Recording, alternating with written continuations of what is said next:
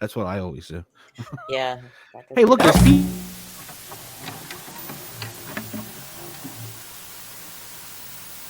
The truth is out there. Never stop looking. Never be sheep. Always disrupt.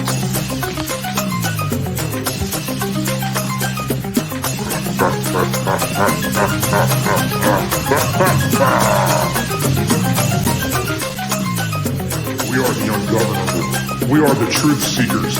We are Sasquatchers.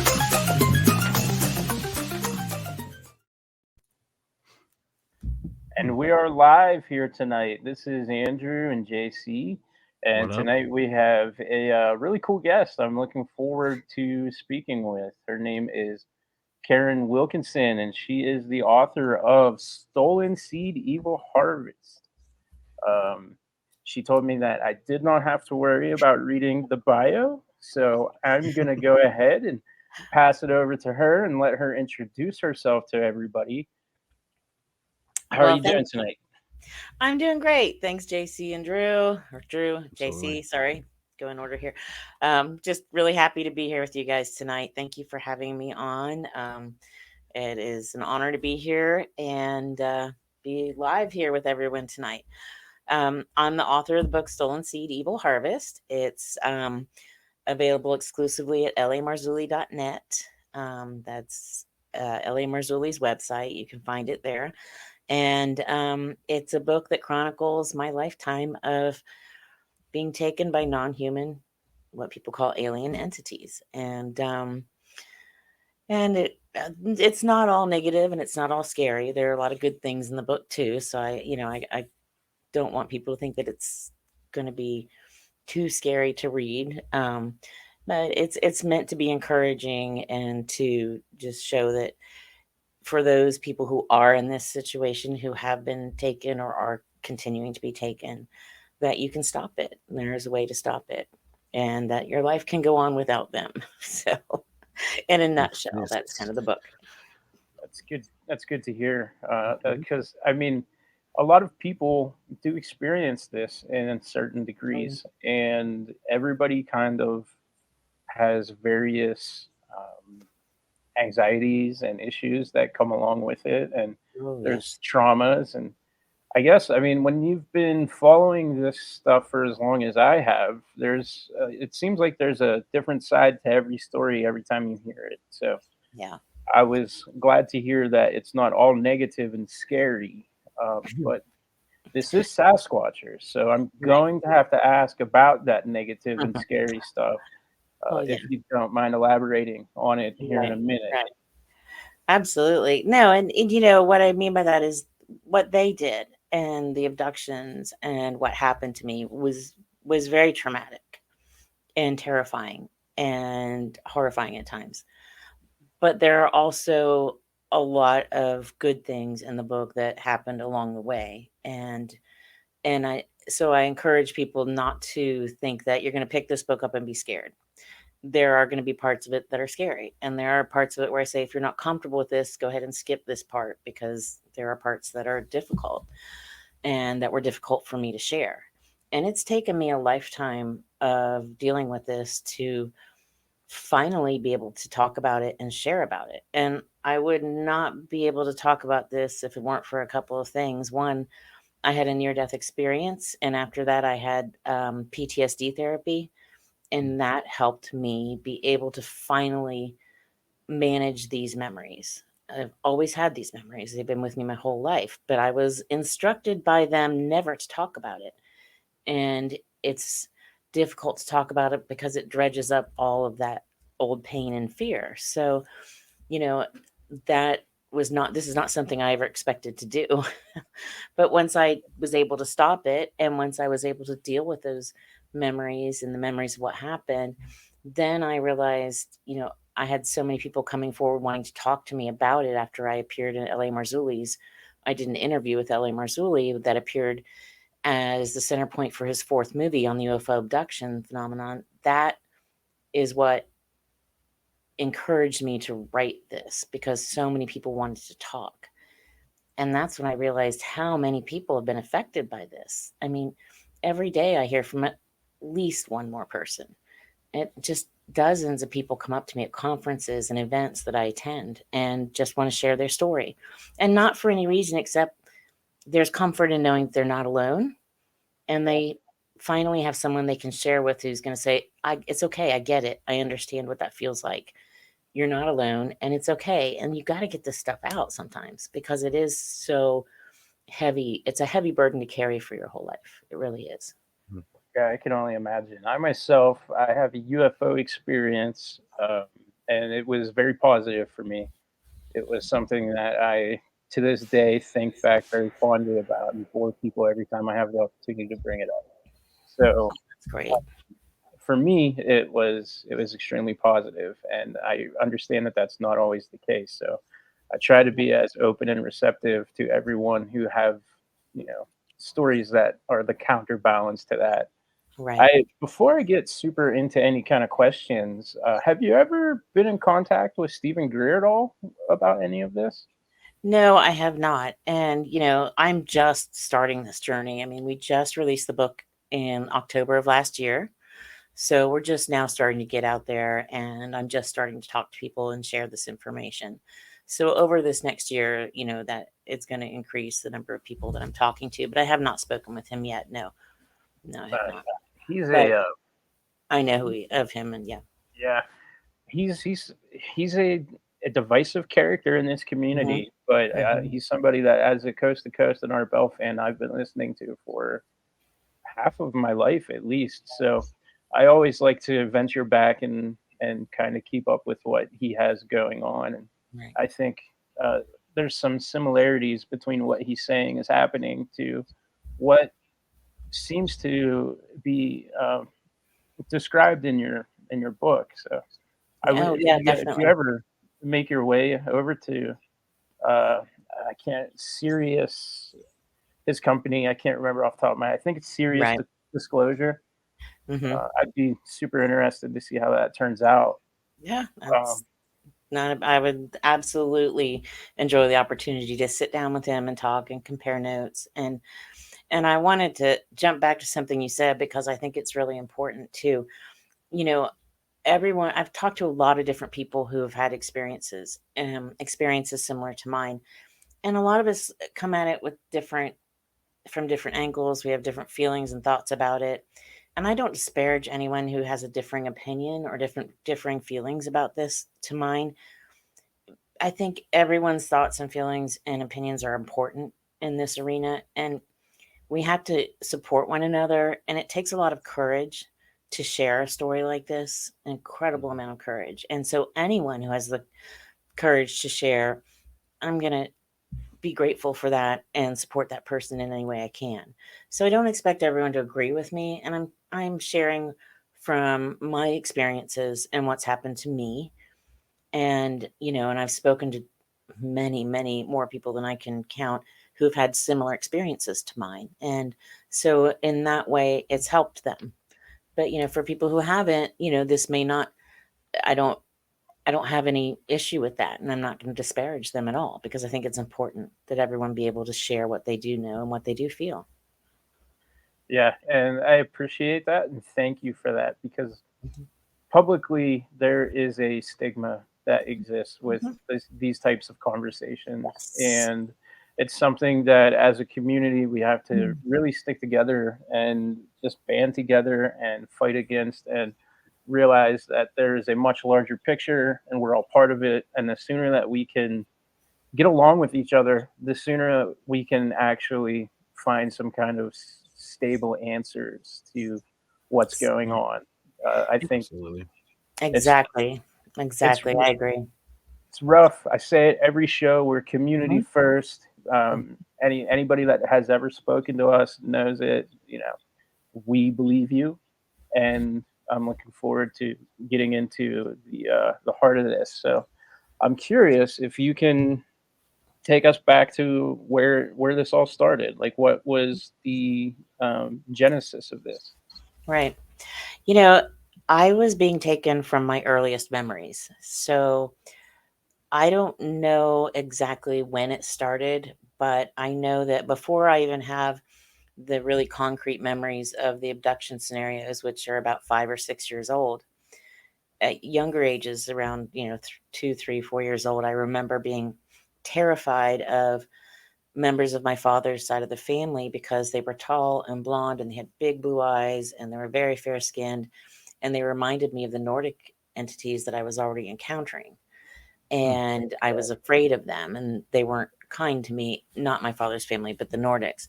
So at that young of an age, you don't have the ability to separate those kinds of details. That the Nordics, their eyes were so much larger and they were taller and they were, much different than humans. But still, I had just an aversion to anyone who had any similar features. And those memories of being terrified when I was very, very young are still with me. I don't remember anything else at that age hardly, but I do remember that just feeling of terror whenever they would try to come near me or pick me up, or, so as young as I can remember, I was being taken. But This would happen just anywhere, or did they come into like your home, playground, typically, school? yeah, typically it Wow. happened at night at home in my bedroom or wherever I happened to be sleeping at the time. It didn't matter if I was home or at my grandparents' house or at a sleepover, wherever I was, they found me. And when I was little, I would try to come up with ingenious ways to hide at night. I thought if I could find a big enough suitcase and get in it and get it under the bed, that maybe that would work, crazy things like that. And I remember my older sibling telling me, it doesn't matter where you go, they can see us through the house. Now, this is a conversation between like a 5 and an 8-year-old. We don't know what to call them because, we didn't have a vocabulary for who and what they were.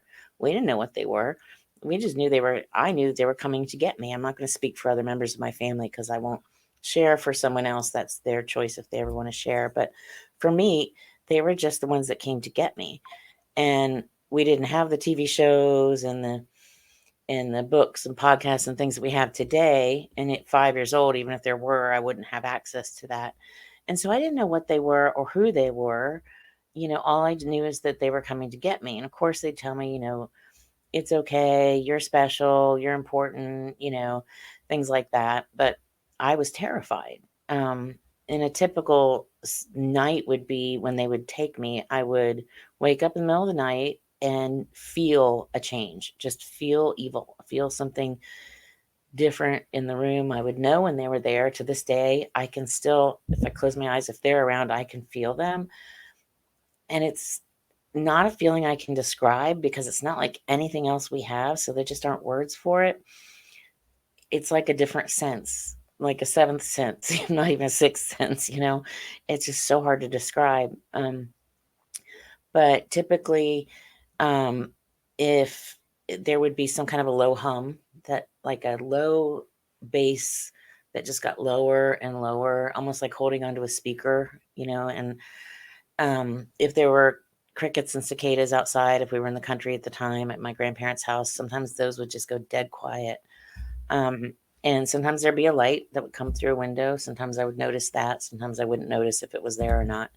I do remember sometimes it would come from like the window down the hall that I could see from that bedroom. And then typically I would notice at least 2, sometimes more, never less than 2 of the shorter gray aliens that people typically refer to as grays. And these guys were like cookie cutters of each other. They're the only entities I've ever seen that were just little duplicates of each other. They're about 3 to 4 feet tall. They had just black screen eyes that didn't move. They looked like a screen, bulbous heads that sat on these little tiny necks. And it always freaked me out how they could hold their heads up, didn't make sense.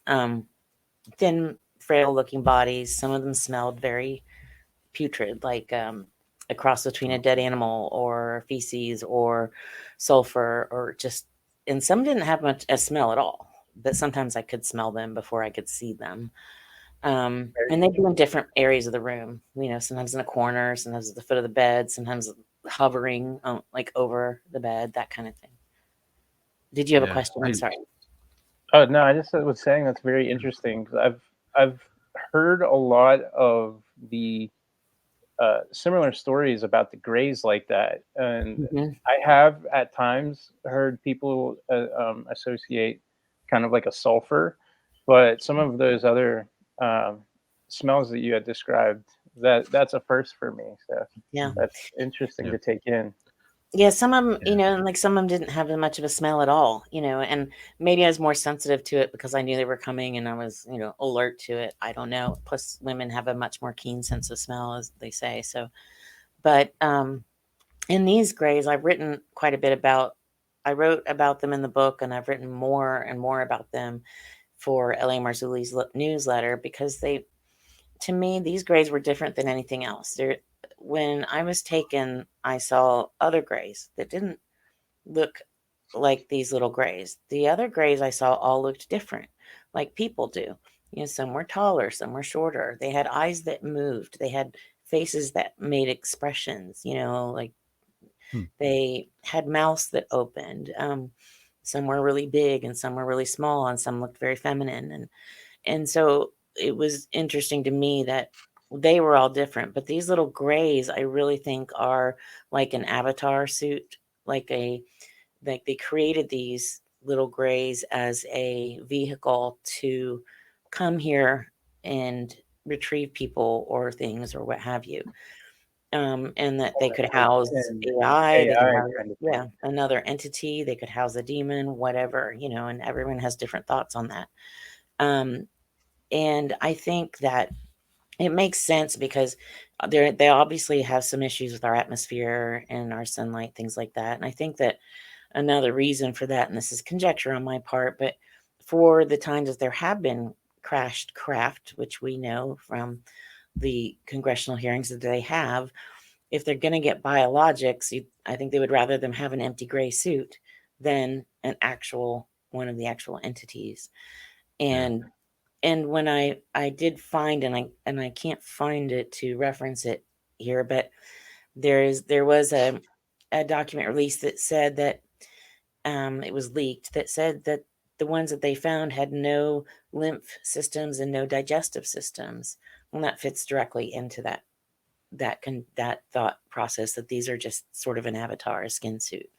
So I do think these little grays, and then the fact that they all look the same, and I'd seen them on when I was taken, just a few of them like piled in by a wall somewhere, empty.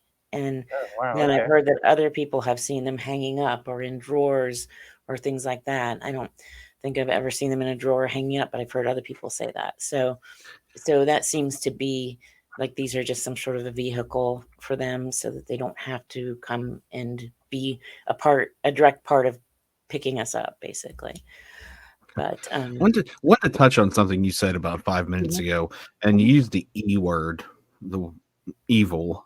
To there are a lot of Mhm. people in this community that take offense when you call certain things evil or bad or whatever Mhm. it might be. So do you think can you just expound a little bit on like what really? I mean, we all know what when you're in a Right. bad situation what that feels like, but I'm guessing this Mhm. is way different, right? Yeah, I mean, I think you have to look at the situation too. I mean, I have had a really good, amazing, positive angelic encounter as well. And that was wonderful. And we'll talk about that as well if you want. So, there are, just as in anything else, there are good and there are evil. So I've encountered both, and it's very clear to me which ones were good and evil, but it is kind of like what we have here. When you encounter a bad guy, they don't walk around with a t-shirt that says, "Hey, I'm a carjacker," or "I'm a thief," or a pickpocket. You don't know until it's too late, until the evil's happened. But there are times when you get this sense of you don't feel comfortable, someone makes you uneasy, or a situation or a place. You have to listen to those instincts too. But I guess what I'm saying is there's good and evil in everything and everywhere. So for me, the number one question I ask is, do you think it's okay to kidnap a 5-year-old child against their will? No, I would normally say no. I think that's a What about, unanimous no. yeah. I mean, Yeah, what about that's raping women and men? I mean, I was raped against my not. will. Yeah, I had no. fetuses stolen from me. those are not benevolent actions. So I had a good encounter as well. And so it's very clear to me, that there is a difference. So when I talk about evil, yeah, these things for me were malevolent, and I can use that term if that is more comfortable for anyone. But I can't justify those actions and say that those were positive or good actions, because I was terrified my whole life. And when I was about 6 years old, I was trying to talk about this with people. I was trying to share, but again, I don't have a good vocabulary at that age to know even what to say. The little ones, the gray ones, the ones that came to get me, they keep taking me, they're touching me, they're doing things to me. And I don't know when I was taken what they were doing, because I would be on an exam table and they would put me into a sleep state if I was upset, or they had an ability to like run their hand over my forehead or over my eyes, and I wouldn't feel pain, or I would go into a sleep state, or, I would feel happy instead of sad or scared or what have you. But in UFO brain fog is a very real thing. When I was with them, I wouldn't be able to think straight, and do things that I might normally do, like yell out or something. But I was trying to talk about it to friends at school, to my parents. I was scared and I was upset. And one night when they came to take me, instead of the normal scenario, they took me into the backyard of my grandparents' house. And it's nighttime and I'm outside. I could feel the wet grass under my feet. I'm cold. It's not freezing or anything like that, but it's just chilly. And there's a clothesline going down the center of the road. And then they showed me what I call a screen memory, which today would be like putting on VR goggles. But back then, it's fantastic back then, because we didn't have anything like that. And they showed me what looked like my whole family being walked out into the backyard. And then they said, you have to be good. You cannot talk about this. And they sprayed something on the backs of their necks. And they told me, if you try to talk about this, we will hurt your family. We will kill your family. And they showed me them being beheaded in front of me.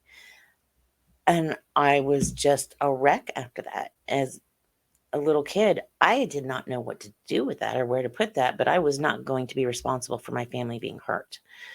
And I know now that that's what they do with little kids when they're trafficked. They threaten them with hurting someone they love.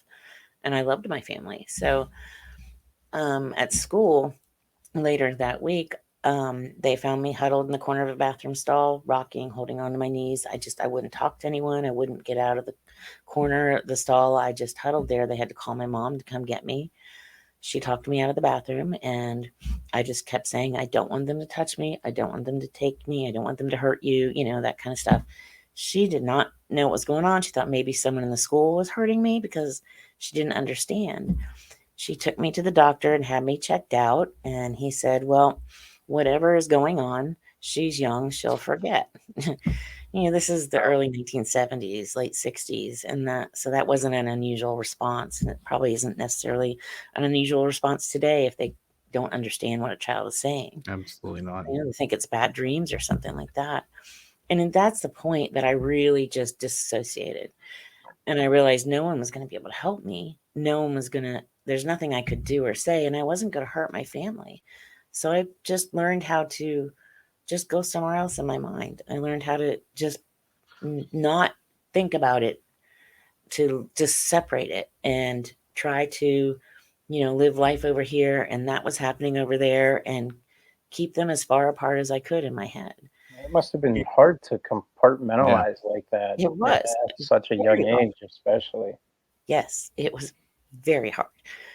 I didn't understand. But, you do what you have to do to survive. Survival mechanisms are built into us, and they're very robust, especially in little kids. Little kids learn to survive. Mm-hmm. But, it messed up my whole life. It messed up everything about my life. It messed up how I had relationships and friendships, and how I felt about trusting people and anything, really. I couldn't walk through a house until a few years ago. I couldn't even walk through my own house at night alone without being terrified. I couldn't look out a window at night. Just things like that, things that seem simple to other people were terrifying to me, and so the impacts are just so far reaching, through a lifetime. And it's taken me a lot of time and a lot of therapy and a lot of prayer and a lot of introspection and sharing. Writing this book was cathartic. Meeting someone like L.A. Marzulli was very helpful because I wasn't alone anymore, and I was suddenly allowed to talk about it, and I was allowed to start healing from it. And that was the most amazing part of this whole journey. And then it's like, I need to share this with other people so they can heal too.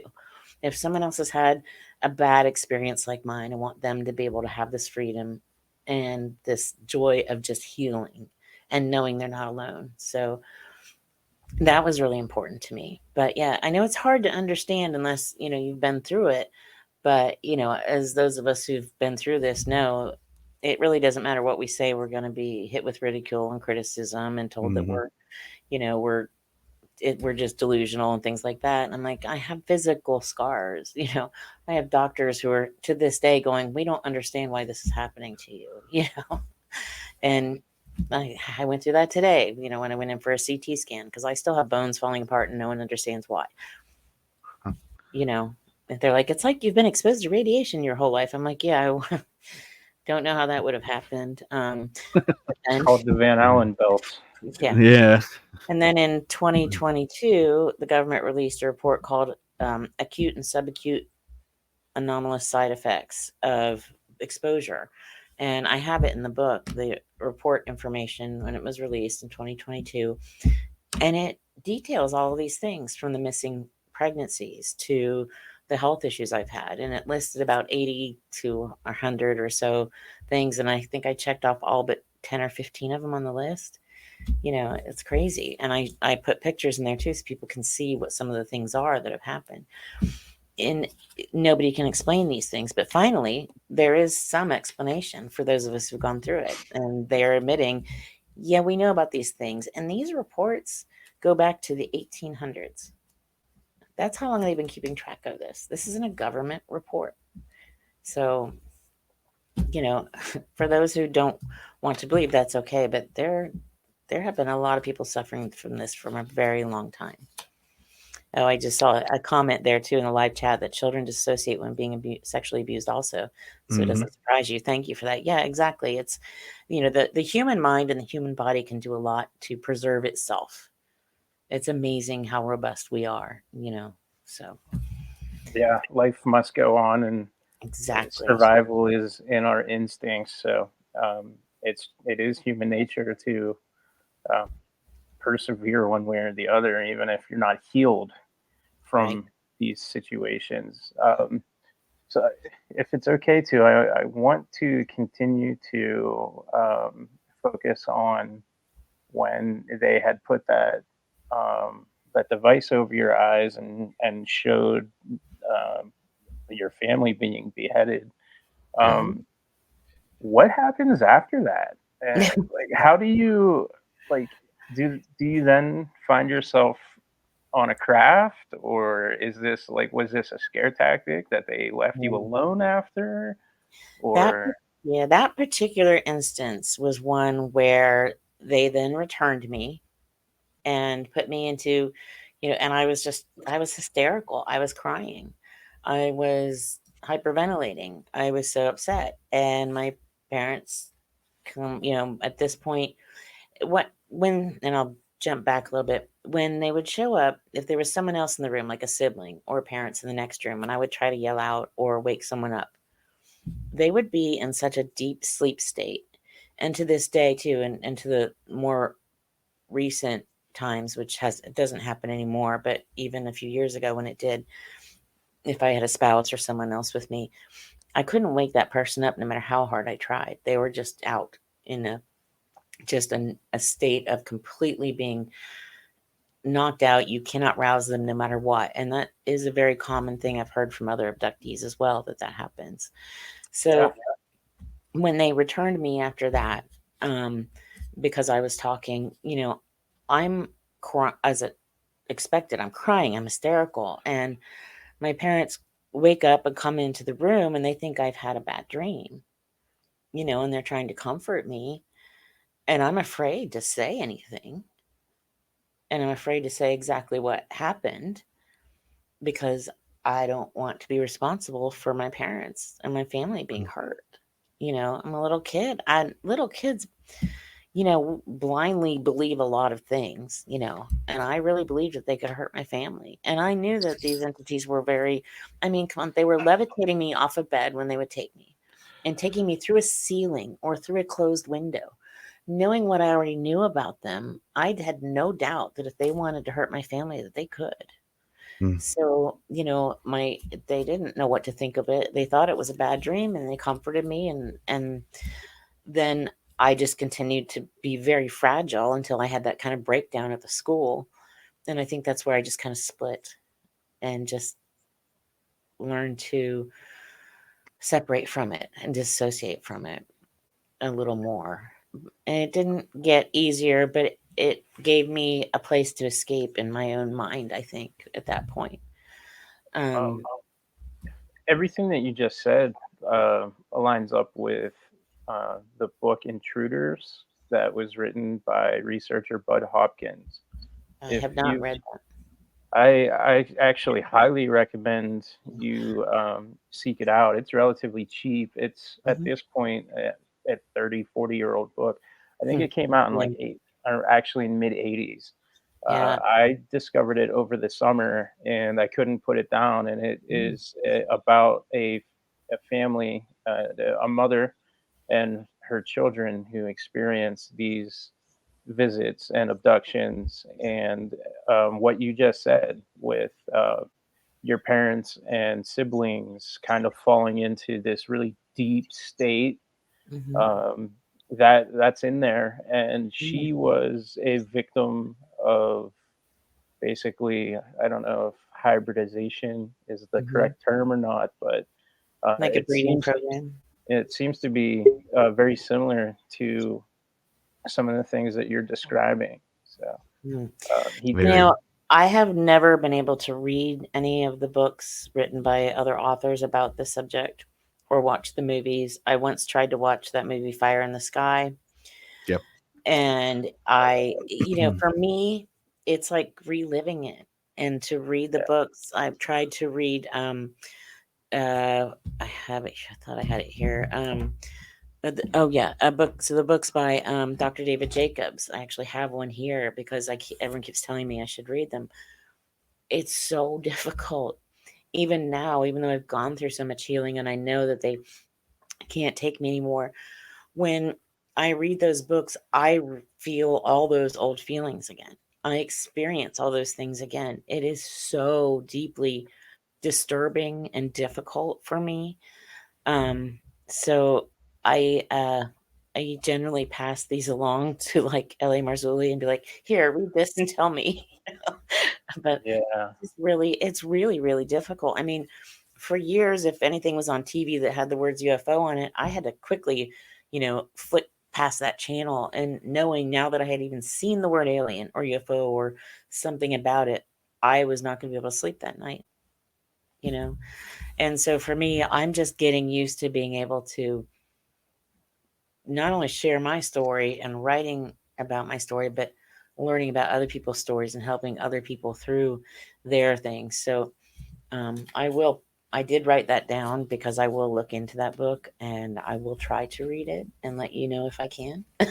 yeah. Because But I've heard a lot about Bud Hopkins from other friends as well. And it's definitely on my list of people I would like to read because it sounds like he and Dr. David Jacobs both have very legitimate content. And yes, that's something I'd like to, yeah, and to see more of. But something that Bud did too is he kind of led the way on the hybrids and kind of put that out there in the zeitgeist for everybody to be aware of the practices of Yeah. that okay, were I going guess I on should at read. the time. Yeah, maybe I should pick that up then. And I've got making a Yeah, note. several of his books are specifically about that. Okay, yeah, I will look that up for sure. Um, and yeah, the hybridization program. I mean, I was a part of one of those. Being taken from such an early age, I was basically groomed to be around them and get used to them, and being around the Greys and the reptilians and the Nordic entities and the insectoids and all of those that I witnessed throughout my lifetime.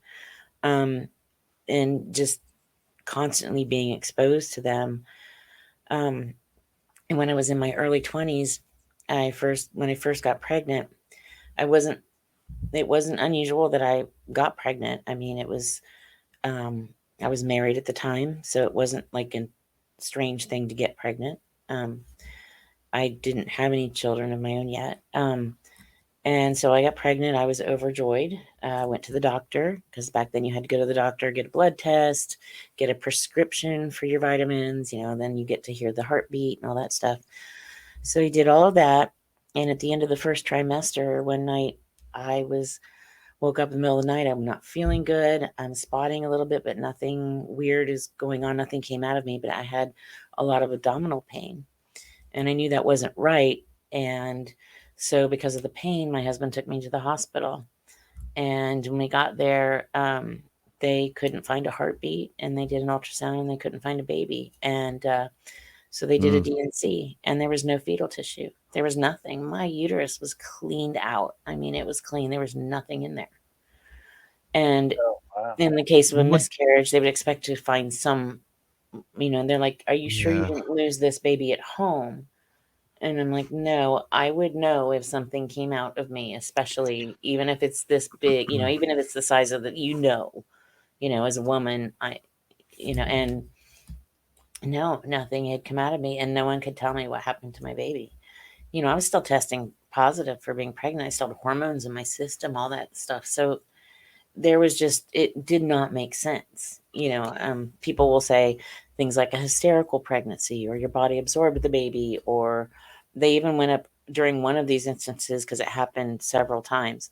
They went in and did exploratory looking up into my fallopian tubes, thinking that maybe the baby was in there, like a tubal pregnancy, but there was no baby in my tubes either. And they would just be like, we don't know.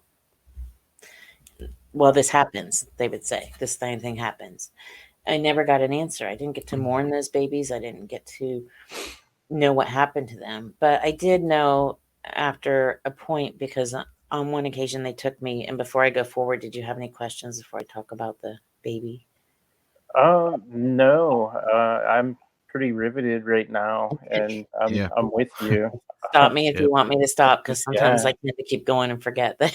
The one question that I do have, I think you might be answering, so you can just go ahead. Okay. So it was around that time I was taken. And when I was taken, there was, during the process, I would usually be put into a sleep state once they got me like out of the house, and wake up either on an exam table, or quite often I would wake up at these banks of like elevator doors.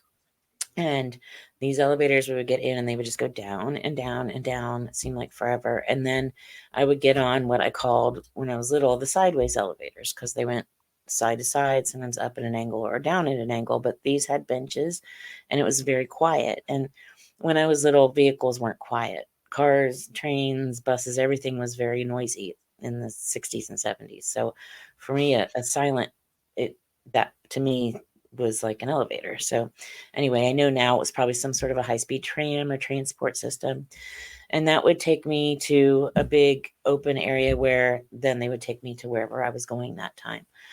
And these places I was taken were clearly underground, because some of the areas were definitely like stone and weird and old, but for the most part, it was huge, just massive, massive areas, huge rooms that led to hallways and stairways and elevators and rooms and all kinds of, it just so huge and confusing.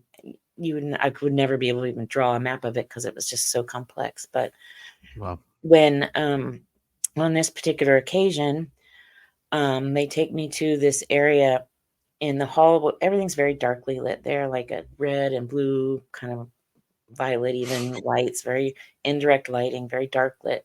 This hallway was a very reddish, purpley lit hallway, and it was very long and very high ceiling, and the walls on either side were lined with what looked like aquariums, like in a pet store, if you've ever seen that, where the walls are just like aquariums on top of each other. And in those were what looked like fetuses. And I don't know if they were human, if they were hybrid, if they were animal, if they were alien. I was trying to pay attention, Again, I kind of had some of that UFO brain fog going on where your brain feels kind of scrambled. But I'm trying to look at all of them and see what they are. And they're clearly in different stages. And I can only see up to, a certain point. And we get to the end of that hallway, and I have a gray and a Nordic with me. The gray looks very feminine, like it's a female. And there's a doorway on either side where those aquarium things end. And then it just goes into a normal hallway. And so they open one of the doorways, the one on the right, and it's the size of an oversized closet. And there was a woman in there, and she's on the floor imitating childbirth, and she has a little baby. And it was just, I was just like, what in the world? And giving you some performative art. I think it was almost like she felt like it was more of a just going through the process, like it was going to help or something. I don't know. It was so weird. Yeah.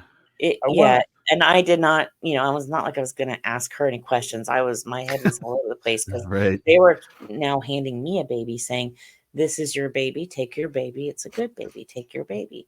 And they just kept saying, it's a good baby, hold your baby. So I take this little infant, and its head is very large compared to its body, and its eyes are very large and compared to a normal infant. And it's very dark, almost a reddish blue color. And I hold it up to me like I would a baby, and it doesn't respond to me. It doesn't cuddle into me. It doesn't respond to me at all. And I just keep, trying, and I know it's my baby. They've said it's my baby, right? And I just want to hold it. I want to cuddle it, and it just doesn't want to respond to me. And I know it's alive, it's clearly not dead, but it feels like holding a brick or something, because it just doesn't even want to respond. And I'm getting very upset. I'm like, what's wrong with my baby? Why won't my baby cuddle me? What's wrong? And they're like, it's a good baby, and I'm getting so upset. And I'm like, well, I'm going to take my baby home, and I'm like, maybe I can fix it if I take it home, and they're like, no, you can't take your baby home, and I'm getting very, very upset at this point, like hysterical upset. And they just then switched me off, because the next thing I know, I'm back in my bed, and I can still feel that baby in my hands practically, it's like, and I was so upset because I wanted that baby, I wanted to fix it. I wanted to make it right. And it was just the most horrible, horrifying feeling to have to leave that baby behind and not know if it was okay, not be able to help it, not, just to not know. And there's nobody I can go to answer my questions, it's just gone. Anyway, sorry. Okay. And I'm sorry. Oh, it's okay. Sorry. That's you're getting emotional. Really, sometimes I just, when I think about that little, the innocence of that, and it was just so difficult for me. But, and I spent a lifetime praying for those children, that I wanted them, and I wanted them with me, because I thought they're half me, so there's going to be good in them, and so later, it was only about maybe 7 years ago, I can't remember exactly how long ago it was. Time flies. But I'm still praying that I can have these children back. And I know, based on what I've learned at that point, that a hybrid is not going to be like human, and but I still wanted them as a mother. Anyway, I wake up one night, and there's 3 children standing beside my bed. And I think it's my children when I first wake up, because I recognize them. They look like my boys. And I say my youngest boy's name out loud. And then I realize, oh, they're too short to be my boys, because my boys are older and taller. And these guys are about 5 foot tall. And my youngest is taller than that at this point. And my boys aren't all living at home either. So by the time I wake up enough to realize what's going on, I realize, oh my gosh, these are my kids. I can see that they're mine. mom just knows. And so I hit my husband really hard. I'm like, hey, wake up, look. And he is in that out cold state. I cannot rouse him. So I turn back to the boys, and they're standing there together, and they're all wearing what looks like a gray hooded sweatshirt kind of shirt thing. And they're very stocky, really thick, stocky build. And their eyes look black to me. And it can be because the lighting, it's night and I didn't have good lighting to see clearly what their eyes look like, but they just looked really dark black. And I'm like, oh my gosh, it's you. And I'm so excited to see them. And immediately I just felt hate coming off of them. And I'm like, what's going on? I'm like, I'm happy to see you. And they're just like, you have to come with us. And their mind speak to me. And mind speak. Yeah. And I'm used to that because that's everything with these entities is always mind speak. No one ever talks with their mouth. But and they're saying they want me to come with them. And I'm like, no, I want you to stay here. And I just feel this hate and contempt coming from them. And I can see it on their faces and I can just feel it. It's palpable, and I'm like, what's wrong? Why are you so angry? And they're like, you have to come with us. I'm like, no. And at this point I'd stopped the abductions, right? So I think that they were using them to try to get me to agree to come back. And I wouldn't agree to that. And so they just keep saying that, repeating that. No, you have to come with us. You have to come with us. And I'm like, no. And finally I'm like, no, in Jesus' name, no. Just kind of habitually, said that and just like a frustration thing. And the second I said that, they were gone. And the second I said that, they not only were they gone, but my husband sits straight up in bed. And he's like, what?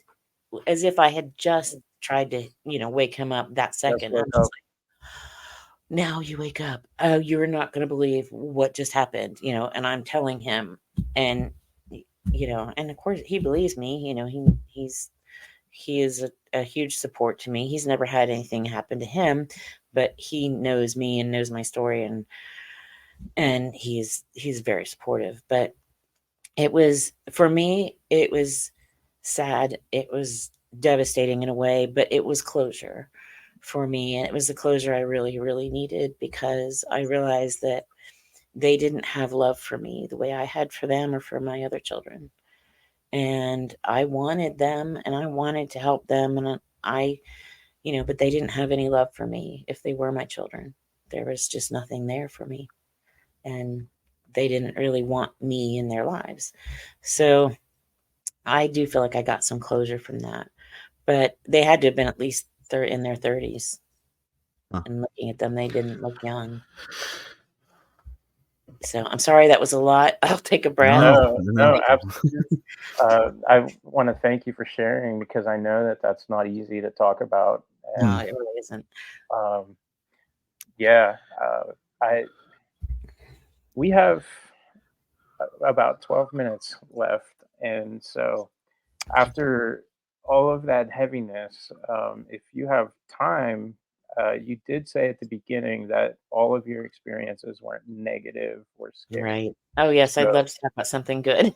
Yeah. After that, yes, I'm willing to move on and talk about something a little on the brighter side of things and just let all of our listeners and viewers know that if you want more of the in-depth stories that are involved with this to seek out the book. And when we put our audio files out, I always include everybody's links and stuff, so that's going to live on forever. And so just here in the next 10 minutes or so, let's brighten things up a little bit. Yes, that sounds wonderful. And I encourage anyone excuse me, who's listening, if you want to reach out to me, thank you. You can reach out to me through my website. There's a contact page on there. And I will read it'll go directly to my inbox. I do read all my messages. I do try to get back to everyone if they want me to get back to them. And I appreciate all the emails that I get. So please reach out to me if you just want to share a story or just to know you're not alone.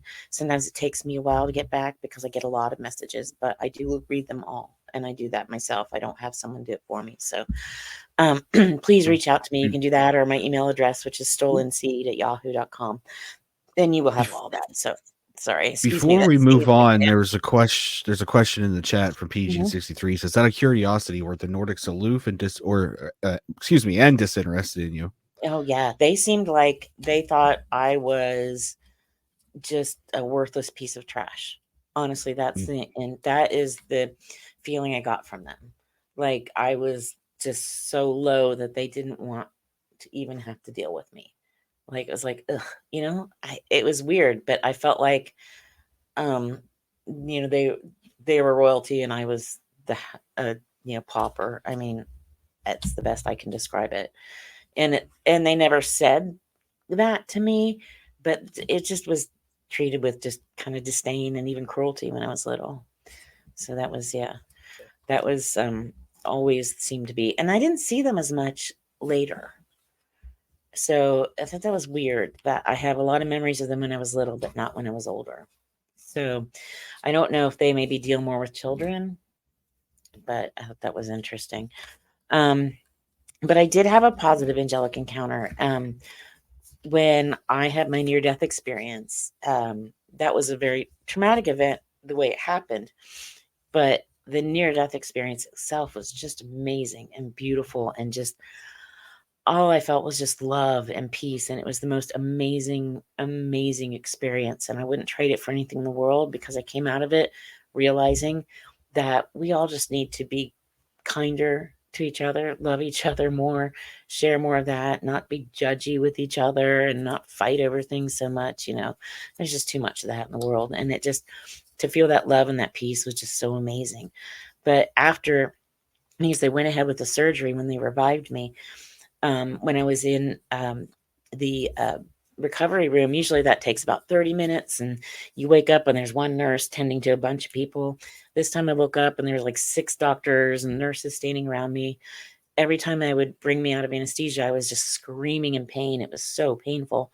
It took them about 4 hours. At about the 3.5 or 4 hour mark, I remember praying, going, God, why did you put me back in this body if it's just going to be this horrible? And all of a sudden I look up and there's these 2 young orderlies standing at the foot of the bed. And I hadn't noticed them before. And one of them puts his hand on my calf of my leg. And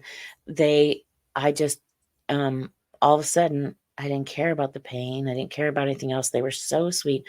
I looked up at these 2 and I'm like, oh my goodness, you are so handsome. You look like you could be 2 of my boys. Oh, thank you so much. Oh, and I'm just chattering away to them, and talking, and they've calmed me down, and I just feel happy and love, and I don't care that I'm in any pain, and so I'm, just keep talking to them and talking about my kids, and I was just going on and on.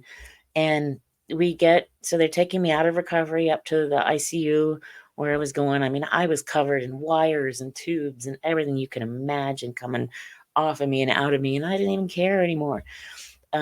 We get up to the room, and my husband and my daughter-in-law, I was allowed to have 2 people there, were there, and I grabbed their hands because they were always there for me. And I said, you have to meet the boys. They remind me of our boys. Oh, they're just so amazing. I don't think I would have got through recovery without them. They're just so sweet, and they just helped me through everything.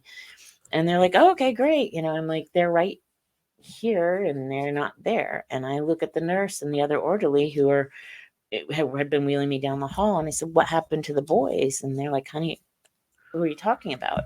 I'm like, the boys. I was talking to them all the way up here. They were with us in the elevator. They've been with us down the hall. She's like, oh, honey, we wondered who you were talking to. Honey, there's nobody else there. It's just the 2 of us, and nobody knew who I was talking about. I searched that. I had a walker, a wheelchair, and then a walker while I was there, because I ended up suffering a stroke from this. Oh, wow. I could not find them anywhere. I searched that hospital, and everyone's like, well, did they have name tags? I'm like, no, they didn't have their badges on or anything. So, and I realized they were just there for me for that short period of time that I needed them. They practically glowed. They were beautiful. And it was just the most loving, beautiful experience I have ever had. And they were there for me when I needed them. And then when that was done, they were gone, and that was it. And then, I realized they weren't going to be found because they were just there for that period of time.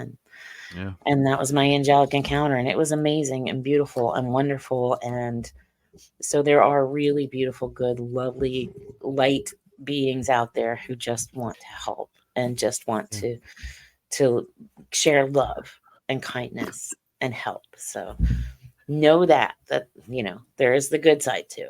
So and they may be with you at all times. You just can't see them. That would be really cool most of the time. Yeah. Yeah, that's true. Might be a couple times I don't want you there. Yeah. Just no. It would be really cool. That would be awesome. Maybe they're, maybe they're assigned to watch over me. Who knows? But that would be cool because then I want to see them again. So I hope I do get to see them again someday, and let them know how grateful I am for what they did for me, because I don't think I would have got through that. I really don't, because they kept saying she's going to have a stroke. She's going to have a heart attack. We're not going to be able to bring her out of this. And I remember, every time they bring me out, I'd hear them, and all these buzzers and alarms would go off, and they would be like, put her back under, put her back under. And the second they showed up, all that stopped, so now I have happy tears. So, it was such an amazing experience. So there's a lot of good out there in this world, and I want to be part of the good. I don't want to be someone who fights with people and says, well, the way you think about this is wrong. No, I don't want to do that. I think we all just need to have a lot more love for one another. Wasted energy too, because you're not going to, 9 times out of 10, you're not going to change a person's mind, especially from on the offense, like a combative standpoint. Right. So. That doesn't help anyone. No, that really doesn't. So I 100% agree with you. And that's why I love being on shows like this with guys like you, because you get it. You understand that. And you're already putting that kind of good, wonderful, loving, positive energy out there. And it's just so important. It's so important. So guys, we get it. We big brain hour over here. We're compassionate. Wow. Okay, that's the first time. Usually people block me. Yeah. Why? His jokes. It's my joke. This is joke. My jokes always fall flat, and people are like, who is this guy? I refrained from making any this time due to the seriousness of the topic. So sometimes we need to lighten it up. So I welcome your jokes. I did have one question. I've meant to ask this of other people too that had similar experiences. So when you are abducted and you're on the ship, right? Sometimes, not always. Sometimes we're underground. So yeah. Oh, okay. So when you're in these underground, yes, elevators down and down. Oh yeah, okay. Yeah. And there were areas that were literally carved into stone that were older areas. So, but that's a whole nother. Yeah, you said that because I remember. Yeah, there was questions about whether you. Yeah, and I write a lot about that in the book too. I write about I write about the underground in there. When you're in these areas, is there like food and drink? No, that's one of the funny things is that I would always come when I was brought back. I was always so thirsty, and I write about that too. How I get back and I'd be like so thirsty. I could just drink a gallon of water every time because, I needed a drink. And I never remember when I was little. There was some kind of a little candy thing that I was given, and I think it was more like a hallucinogenic or something. I have no idea. No. And I haven't written about that because my memories are fuzzy, obviously, once I get to that point. And then, because it was clearly something. Yeah. And so it's hard to write about because I don't know what happened. But I remember they were just like little brown sugar things. And like caramel. But almost just like grainy, just like brown sugar. Yeah, like grainy, almost like a not hard like a sugar cube, but not chewy like caramel, somewhere in between the two. Hard to describe. I haven't ever found anything like it, but yeah. So that's the only ever somebody eating. I'm waiting for somebody, and this sounds like a joke, but I'm being serious because I've heard of other stories where people said that they exchanged foods or like liquids and stuff. I want a cookbook. I want an alien cookbook. Oh gosh. Somebody out there make this happen. The next, if anybody's ever has a good experience being abducted, of course, not a terrible one, but if there's ever a good one, and you're able to get a cookbook. Yeah, I'm telling you, could we get the big. ingredients? The ingredients might be hard to come by. It's probably people. Soylent Green, yeah. Yeah. Yeah, that could be a problem.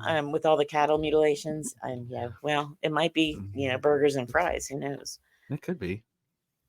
Ooh, it's a tasty treat, Right. The little taste of home when you're. Yeah, I wouldn't turn down a cheeseburger. I'm just saying. So. Yeah, but Karin, we have hit the hour mark. It's now past 11 p.m. Eastern time, and I don't like to keep our guests up late.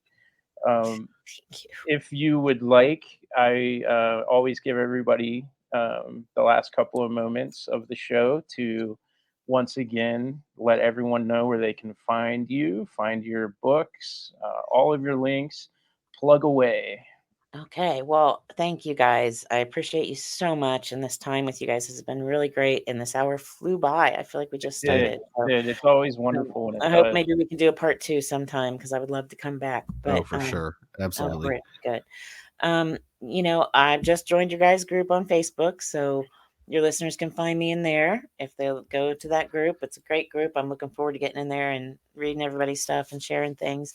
So you can find me on Facebook under my name, just under Karin Wilkinson, and on Instagram, there's a little blue check mark, so you know it's me. And then you can find me on my website, which is KarinWilkinsonAuthor.com. The book is available only and exclusively right now at lamarzulli.net. When that changes, I will let you know. But for now, it is just exclusively at lamarzulli.net. All those links are on my website and in my social media. And I'll give you guys, all that. I think you have all that so that we'll be able to share that. And I know L.A. Marzulli is running some specials on the book right now, too, where he's got some free stuff going out with the book. If you buy my book, you get one of his for free or something right now. So check that out. And then we've got another big special. I can't tell you yet, but it's coming up in the next month. And I'll be going on his show to announce that, where we're going to do another cool bundle of my book with some movies and some other cool stuff. So look out for that. And I will be traveling around different places. If you go to L.A. Marzulli's events page, if he's going to be there, chances are I'm probably going to be there as well. And I do post all that on my social media as well. So look out for me there. I'm also going to, I don't know when this is going to air, so I won't share too much of where I'm going to be since I'm not sure. Oh, we're live right now. So I guess it's live. Yeah. It'll be live. So for the eclipse weekend, for the April 4th, 5th, 6th, 7th, that weekend, I'll be in Dallas at the Hear the Watchmen conference. I'm not speaking. I don't have a table, but I have so many friends who are going. I'm going to be there, and we're just going to do dinners together and hangouts together and get together with everyone and just have a great time. So I'm really looking forward to that. So anyone who can get to that, I think they still have tickets. We're just going to have a great time together and enjoy each other's company up in Dallas, Texas. So if you're close enough to go, it's hearthewatchman.com. And that is, I will try to put something on my social media if I don't already have something out for that as well. So I hope I'll see people at some of these events. That's my favorite thing, is to see people in person and just get a chance to talk and hang out, because that's the best. Yeah, we're going to do some of those this summer, and we're really looking forward to it.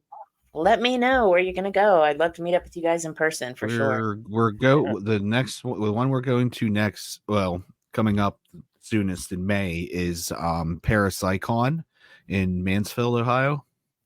Okay. We'll be there. And from there, we'll kind of play it by ear and see what we can, travel to. But it's something that is on the books. I work at a college, so I have this really awesome downtime over the summer that I just have tons of free time. So now that we are so deeply involved in this community, I want to do everything that I can to be involved with it and to give back in any way that I can. So we're with you on that. Cool. I love that. Well, good. We'll make sure we end up in the same place at some point. We'll just keep in touch and share where we're going. But thank you, everyone who commented and submitted questions. I appreciate that so much. And all of you guys too. Thank you so much. All right. Yep. Yep, So everybody, thank you. go ahead. Make sure that you jot all of the links down, and you go out and you check the book out. I and you spelled follow her. Marzulli wrong. I'm fixing it. No. Sorry, I put JC 2 will- L's, not 1. Yes, it's JC will fix it. LAMARZULLI.net. Yes. I got it. I left out an L. Oh, sorry. Which, That probably by fine. the way, the book sale on his site is you get both of them for $20. Okay. Like that's a steal. Right. Pretty great Yeah. deal. Yeah. Yeah. But everybody, thank you for listening. We appreciate it. Everyone who sat with us in the chat. We don't do lives often, and that will change. We're aiming to do a lot more of them. But thank you for sitting up with us this late at night. And I'm going to go ahead and hit our outro, and we will talk to you all later.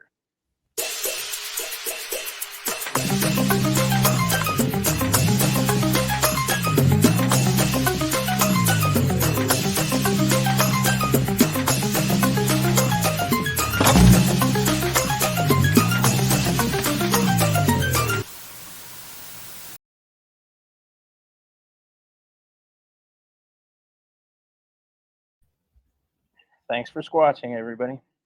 Squatch you later. Bye, y'all.